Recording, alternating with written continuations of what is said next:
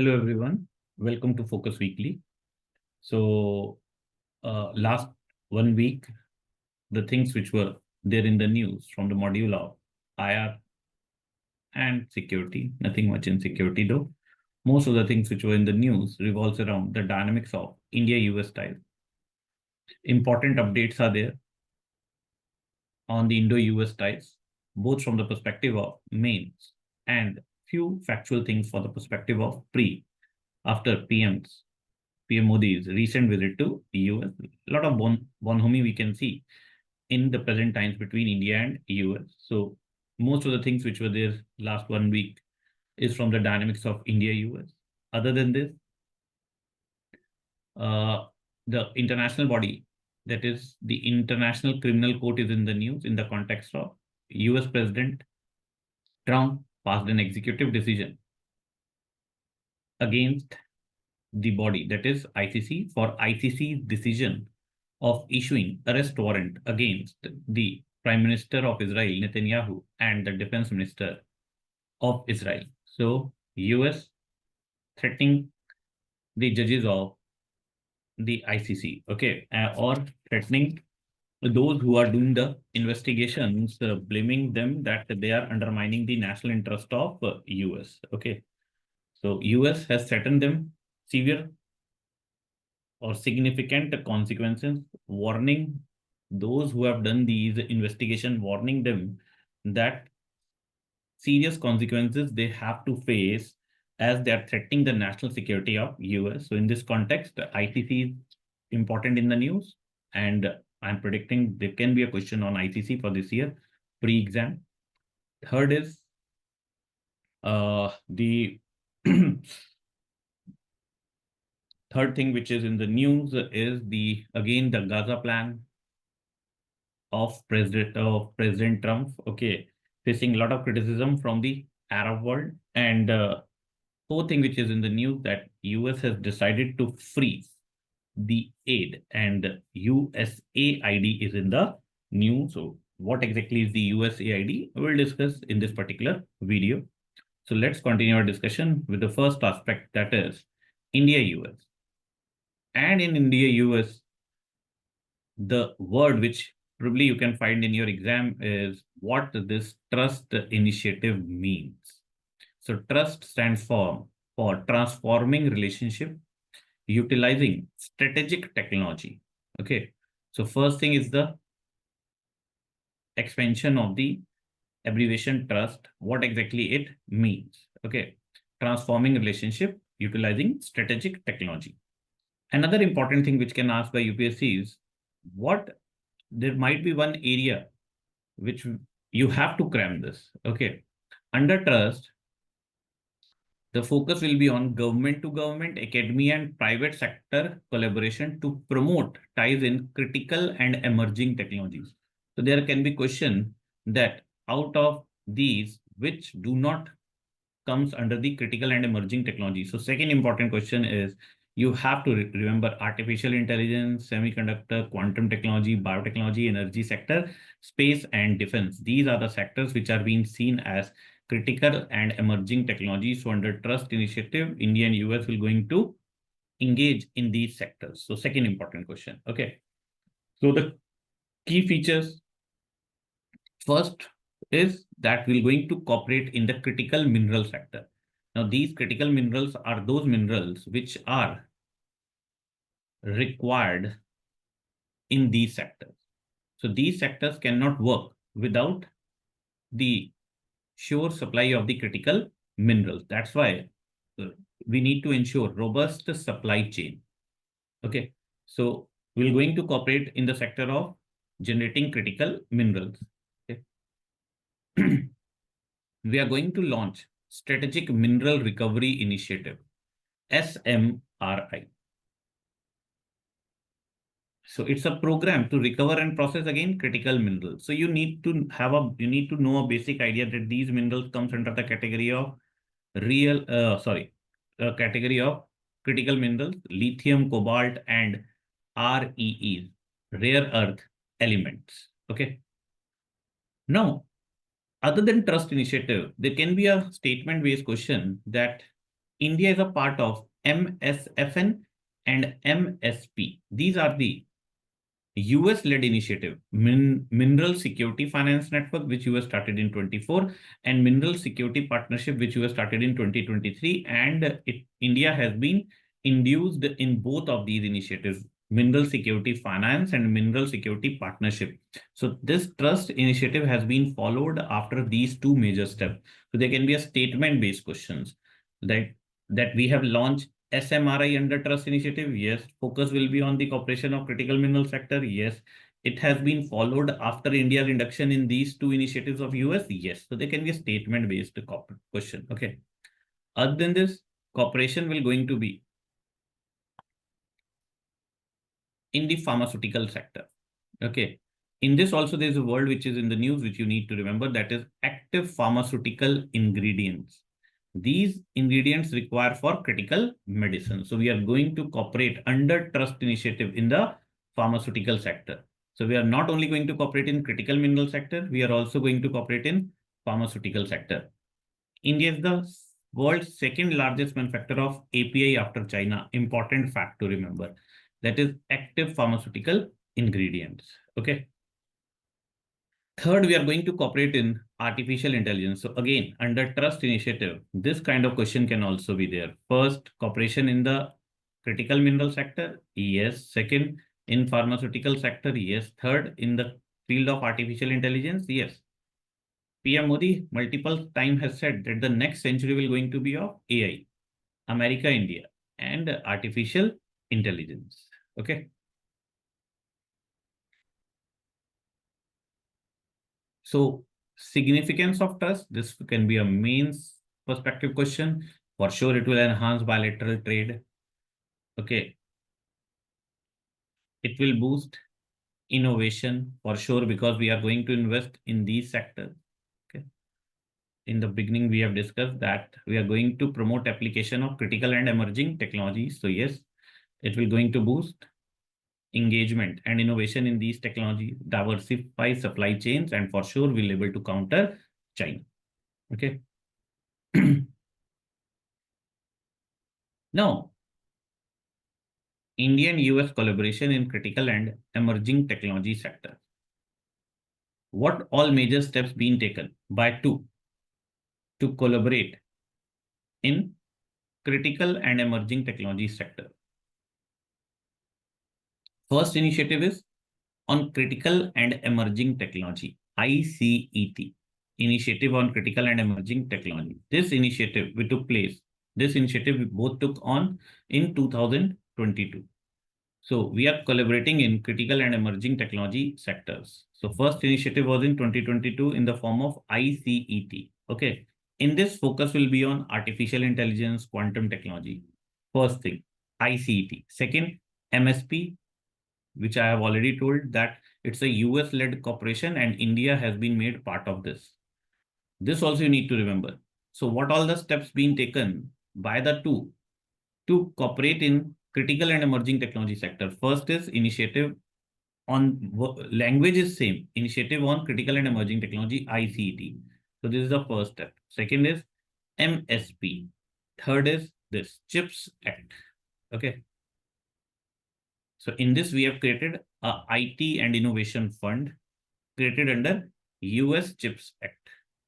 So third is CHIPS Act collaboration. Fourth, important is Indus X initiative. That is India's IDEX plus US DIE. Okay. Combines Indus X initiative. So this initiative we are taking under collaboration in critical and emerging technology sectors. The third is CHIPS Act. Fourth is Indus X initiative. Okay. So for the success of this sector, for the success of this collaboration in the sector, we need what? Critical mineral, or RE stands for rare earth elements or rare earth mineral. Okay. So these are important for strategic sectors. Now you can remember rare possibility, but still keep this thing in mind that these rather than remembering that in which sectors they are required, at least remember that these are the critical minerals. These minerals are called as critical minerals. Okay. There can be a question, rare or bleak possibility, that UPSC will write few elements and minerals there, saying which of these is not being seen as a critical mineral. Okay. Now, who is the largest producer of this? China. India is a net importer. US is also one of the major importer. And US wants to reduce its dependency on China in the sector of critical mineral. And that's why both are ready to engage on this particular issue. Remember this, India is an exporter of rare earth, but India is an importer of critical mineral. Okay, so these are the factual things which are very important for the pre-exam for this year. So the second topic we are going to take is the ICC, International Criminal Court. As I said, it is in the news. Why it is in the news? Because Trump has signed an executive order imposing sanctions on ICC. So first thing to remember about ICC is it a UN agency? The answer is no. Remember it very clearly, it's not an agency. So when we see UN as an organ, UN as a body, sorry, it has you. So first thing, always know these factual things about UN. It is not mandatory that these organs, agencies, and programs of UN have to be in the news. Only then UPSC can ask. It's a static part of world dynamics which you should always be aware of. So UN structure constitute of organs, agencies, and programs. So UN programs like UNEP, Environment Program, UNDP. Do check who releases the Human Development Index every year. Okay. There's a list of agencies in UN, like UNESCO is a agency. UNICEF is a agency. ठीक? International Labour Organization is a agency. World Health Organization is a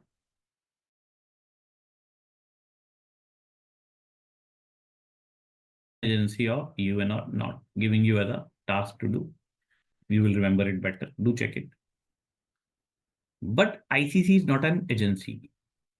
The organs, UN right now has 5 organs, that is General Assembly, Security Council, International Court of Justice, Economic and Social Council, and UN Secretariat. So I hope you remember, you know about the factual things of these organs. I'm not going into the details of these organs, what they stand for.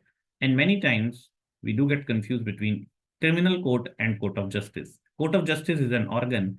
ICC is neither an agency. Okay. So ICC is not agency. Though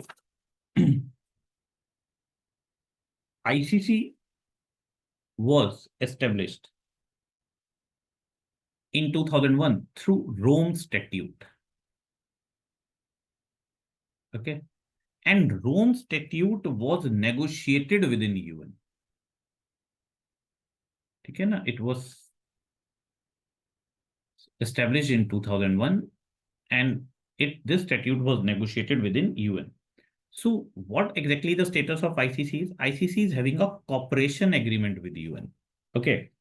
And this cooperation agreement is called a negotiated relationship agreement.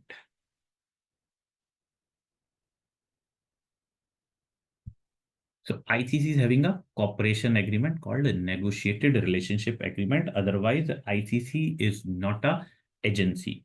Its headquarters is in Hague.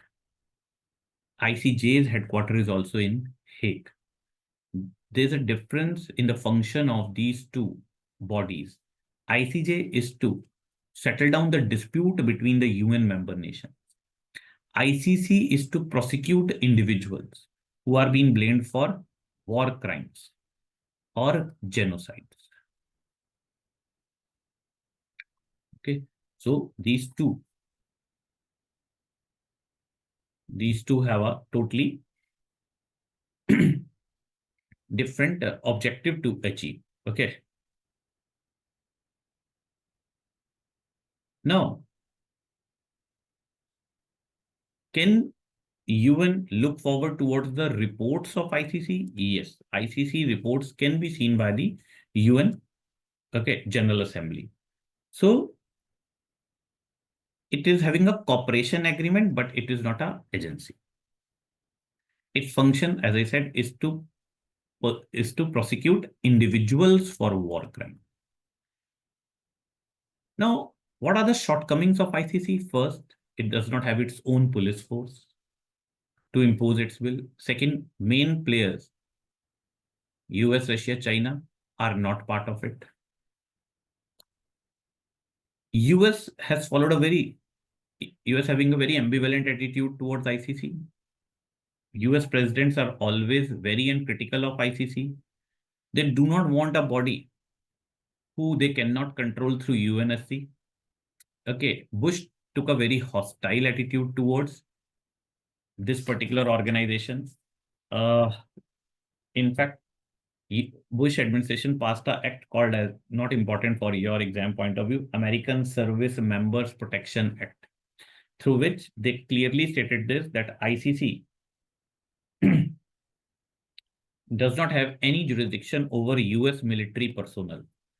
The main reason behind this is that under Bush administration, US started two wars, one in Afghanistan in 2001 and second in Iraq in 2003. So they never wanted ICC to have any kind of jurisdiction over the US military personnel. In fact, this law, which was passed by Bush, that is American Service Member Protection Act, allowed the US to take actions against ICC. And that is why this act used to be called as Hague Invasion Act, that US act can invade in the powers of the body which is in Hague. Okay. So this step you do not know. You just need to know first whether it's an agency. Yes. Do it has a cooperation with UN? Yes. What is the function of ICC? Okay. So the roots of ICC lies in Nuremberg Tribunal, which was created to persecute the Nazi officials for persecuting war crimes against the Jews in Germany. And then it was felt that then the need was felt that we need to have a permanent court to punish the individuals. Okay.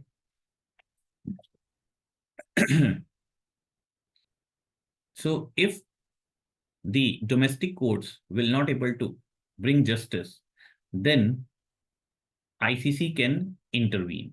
Okay. But again, there are a lot of double standards being shown by US.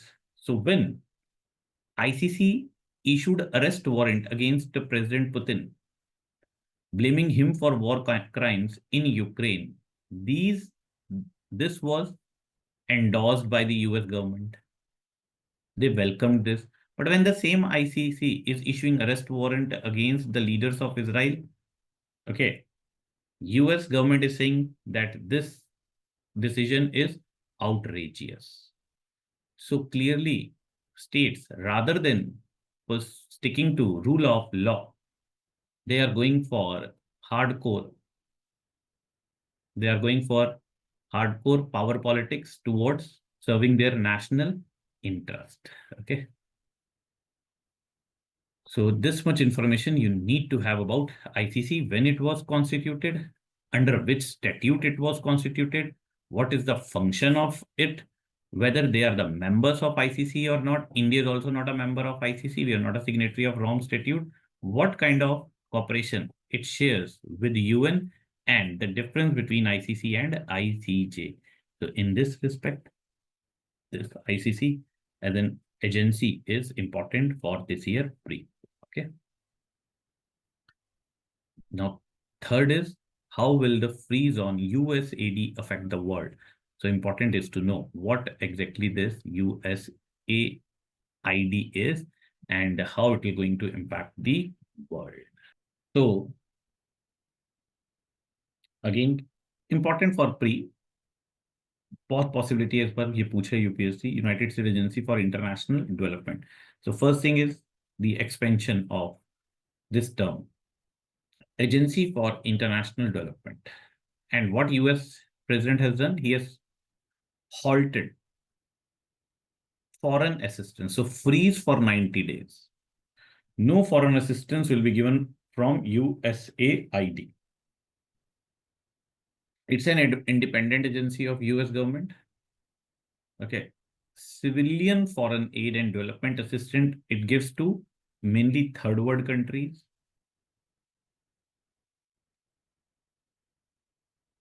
It is one of the key component of US foreign policy. Okay.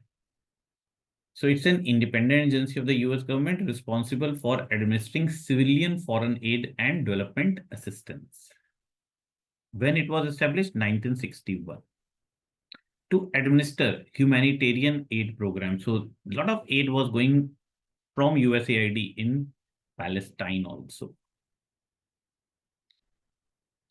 So it was created to administer humanitarian aid and counter Soviet influence during Cold War. Okay.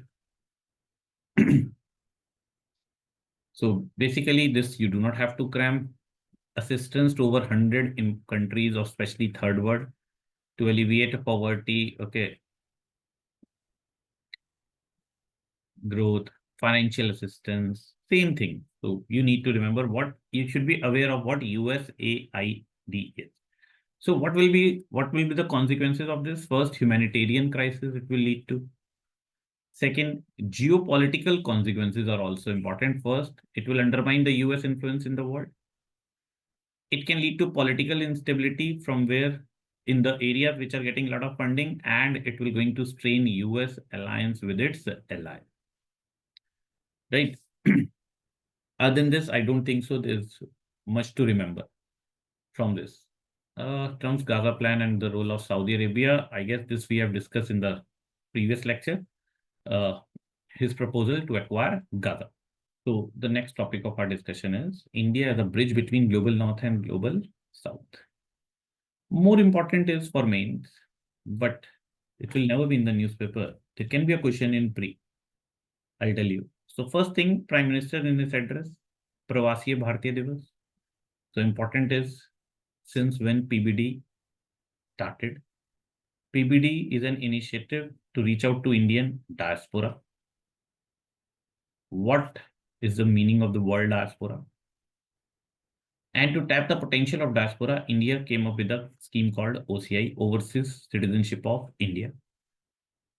This might be you have read in your polity classes. So first, since when Pravasi Bharatiya Divas started, important factual thing. Why the date or which date was chosen to organize this event every year? What is the relevance of that date? Third is the ministries which are involved towards the organization of this event. Okay. So these are the three factual things which are very important for Pravasiya Bharatiya Divas. Now, in this year, Prime Minister has said there's a need to amplify the voice of Global South. Okay.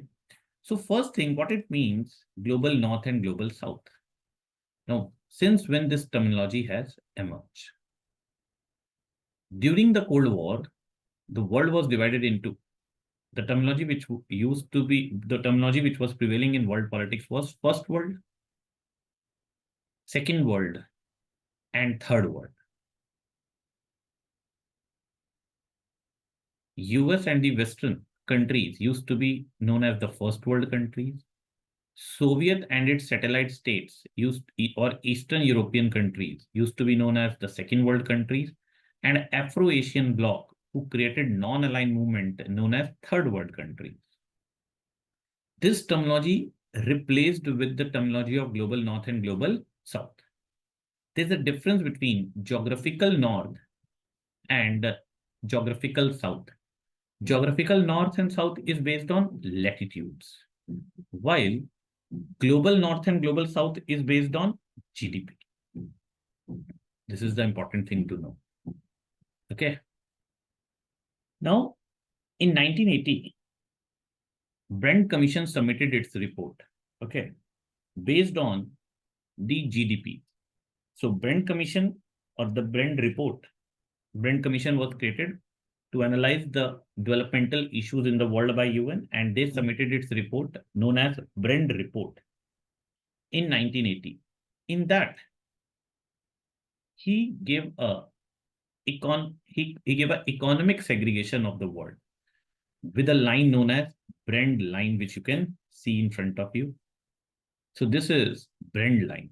Now it is geographical south, but it is global north. Australia. New Zealand is a part of global north. This is global south, Afro-Asian countries. Now, China, there can be a big question mark. Is it right to keep China under global south, as China's economy has surpassed the economies of so many developed world countries itself, or developed countries itself? This is the reason why US is no longer comfortable keeping China under the category of the developing country. In fact, US is demanding a lot more from India also. As under climate change talks, it is expected that developing countries need not to reduce the emission, but more is expected from the developed West. So now they are saying, US especially leadership is saying that India and China are one of the biggest emitter of greenhouse gases. So special concessions can't be given to them. The reason why in his first tenure, US President Trump went for GSP withdrawal, generalized system of preferences from both India and China. So question mark is being raised whether we need to continue to keep China under the category of global south or not. But this is the line, that is the Brent line, which separates global north and global south. So this can be a question in your pre-exam, which line is the line which separates global north from global south, as PM Modi in his speech has clearly said that need is to strengthen the voice of global south. Okay, so what are the steps being taken by India to strengthen the voice of global south? Remember, BRICS is an initiative to strengthen the multipolar world, and in this, BRICS Bank or New Development Bank to give more loan to the countries of third world. One of the major initiative is IPSA, India, Brazil, South Africa, stands for South-South Cooperation. Now there is a fund called IPSA fund, and there is another fund called ODA, Official Development Assistance. Now ODA is to increase the engagement between global north and global south. So a lot of ODA is being given by the developed countries to the developing. So ODA is the mechanism of engagement between global north and global south, and IPSA is a mechanism to increase the engagement between south-south. So IPSA fund, initiative by India, strengthening of NAM. Another platform to strengthen South-South cooperation. And it is India who has pushed African Union in G20, clearly reflects India's aspiration to project itself as the voice of global South. Okay. So global North, as I already said, and global South. Which line separates these two? Brent line. Okay. During Cold War, till Cold War, classification was first world, second world, and third world. Post 90s, it is about global North and global South. These points you can read. Okay. As the facts which you can write if question comes in mains, but for point of view, focus is on Brent line. What are the challenges of global South? We all know high debts. These countries require unequal trade patterns. They have limited access to finance, high population growth, a lot of poverty, and climate change vulnerability. So which countries are more vulnerable to climate change? Countries of global South. So the issues of North are totally different from South. And our foreign minister has recently said, Europe needs to come out of this mentality that their problems are the problems of the world. In general, which world is neutral towards Russia's war in Ukraine? The global South. Okay. Other important Pan-Africa e-network project, International Solar Alliance, all these are the steps taken by the government to strengthen its voice in the region. Okay. And India stands for this aspect also, that if India will get a permanent membership in UN, so if India will get a permanent membership in UN, this will strengthen the voice of global South. Now, is the countries in Global South are fine or supporting India's entry in UN as a permanent member? The answer is yes. Most of the Afro-Asian countries, they supports India's entry in UN as a permanent member clearly reflects India's stand or India's standing in the global south, that India is seen as a country who can provide leadership to the countries of global south. Okay. So in this context, remember these things. Hopefully this discussion will give you important points for your pre this year. We'll continue with the further discussion next week. Bye. Take care. Best wishes.